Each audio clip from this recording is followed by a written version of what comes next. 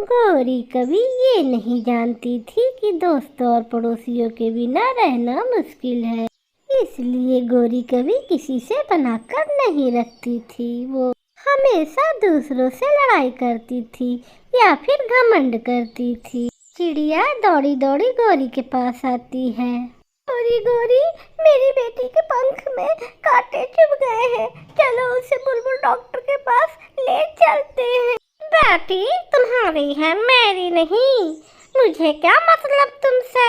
गौरी, हर काम अपने मतलब के लिए नहीं करते, कभी कभी दूसरों के लिए भी करते हैं। मुझे बहुत नींद आ रही है, मैं जा रही हूँ सोने। ऐसा कहते हुए गौरी कभी वहाँ से चली जाती है। चिड़िया बेचारी निराश होकर वहाँ से चली जाती है।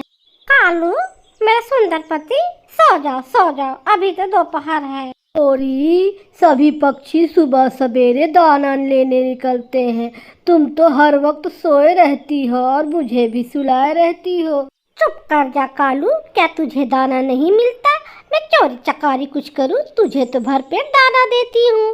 किसी के ना करने से किसका काम रुकता है, लेकिन वक्त याद रहता है। एक दिन तोता गौरी कवि के पास आता है। गौरी कवि पेड़ के एक डाल पर बैठी हुई थी। गौरी, मैं लकड़ियों का गट्ठर बांध लिया है, उसे थोड़ा मेरे सर पे रख दो। लकड़ियाँ उठाने से मेरे पंख गंदे हो जाएंगे, मैं गंदी लकड़ियों को हाथ नहीं लगाती। इन लकड़ियों से हम खाना बनाते हैं और तुम ऐसे बोल रही हो? चोंच वाले गंदे तोते, चल भाग यहाँ से, वरना मैं तेरी चोंच ही तोड़ दूंगी। तोता वहाँ से चला जाता है और जैसे तैसे लकड़ियों का गट्ठर सीधा करके सर पे रखने की कोशिश करता है। बेशरम, देख नहीं रही हो, जाओ उसकी मदद करो। तेरे सर में क्यों दर्द हो रहा है रे कबूतर? मैं बैठूं या उड़ूं? चल भाग यहाँ से। सबको ऐसे ही कहती हो, चल भाग यहाँ से।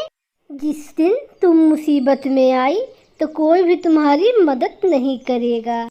मेरी मदद मत करना गंदी आँखों वाले। कबूतर वहाँ से चला जाता है।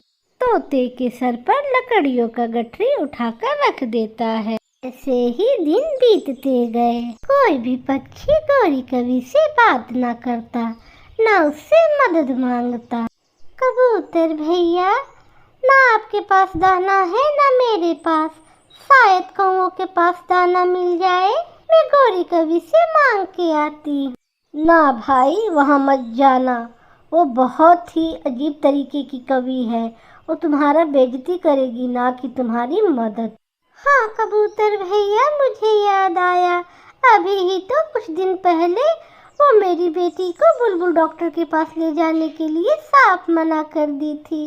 एक दिन कौवे अपने घर में सोए हुए थे कि तेज बारिश होने लगती है और जोरों जोर से हवा चलने लगती।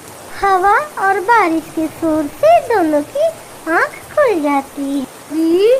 उठो, घर में बारिश का पानी आ रहा है, हमें इस घर को छोड़कर कहीं और जाना होगा। दोनों कौवे जल्दी जल्दी अपने घर से बाहर निकलते हैं। एक बारिश थी, इसलिए गौरी कवि उड़ ना पा रही थी। कालू कालू, अब मैं उड़ नहीं पा रही हूँ, अब मैं थक गई हूँ। गौरी, तुम इसी पेड़ के नीचे बैठो, मैं अभी आता हूँ।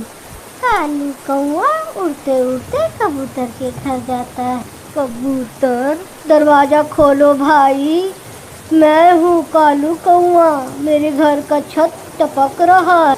चलो भागो यहाँ से। वो दिन याद करो जब तुम्हारी पत्नी सभी पड़ोसियों का अपमान करती थी और कहती थी उसे किसी की कोई ज़रूरत नहीं। माफ़ कर दो कबूतर भाई, चल भाग यहाँ से। काली कवि का पति कालू गौरी के पास जाता है। गौरी, तुम्हारे व्यवहार से हमारा कोई मदद नहीं कर रहा है, अब मैं नहीं जाऊंगा, जो करना है अब तुम करो। गौरी तोते के पास जाती है। मेरे प्यारे तोते भाई, मेरी मदद करो, मैं बारिश में भीग रही हूँ। बारिश में मुझे तंग ना करो, मैं मैं तुम्हारी कोई मदद नहीं करूँगा, चल भाग यहाँ से। गौरी कवि निराश होकर वहाँ से चली जाती है। गौरी कवि को एक पेड़ में घोघर दिखता है। क्यों ना मैं कालू और जग्गू को लेके इसी घोघर में रात बिता लूं। गौरी कालू और जग्गू के पास जाती है। चलो कालू जग्गू, यहीं पास में एक पेड़ का घोघर है, उसी में हम रात बिता लेते हैं। मम्मा मुझसे उड़ा नहीं जा रहा है।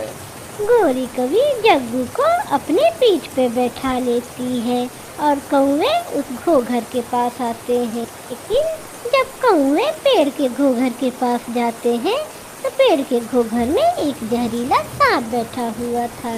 गौरी, यहाँ तो सांप है और जग्गू को उठाकर इस भारी बारिश में हम दूसरे जंगल भी नहीं जा सकते और कोई हमारी मदद भी नहीं कर रहा।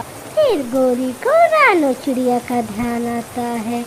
कालू, अब हमारी मदद रानो चिड़िया ही कर सकती है।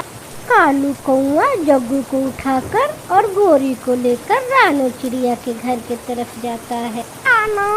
रानो मेरी बहन, मेरी मदद करो, हम कौवे माँ बेटे और इसका पापा कालू बारिश में भीग रहे हैं। रानो चिड़िया घर का दरवाजा खोलकर बाहर आती है। गौरी बहन, अब तुम मुसीबत में हो और मदद के लिए मेरे पास आई हो। तुम चाहे बुरी हो लेकिन मैं फिर भी तुम्हारी मदद करूंगी।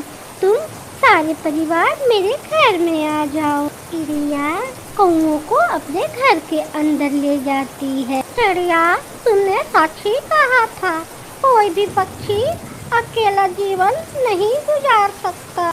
हमें किसी न किसी की जरूरत पड़ ही जाती है। मैं बहुत ही ज्यादा शर्मिंदा हूँ।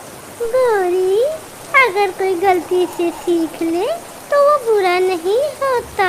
मुझे इस बात की खुशी है कि तुमको अपनी गलती का एहसास हो गया है। प्यारे दोस्तों, इस कहानी को लाइक, सब्सक्राइब, शेयर और कमेंट करना बिल्कुल ना भूलिएगा। आपका धन्यवाद।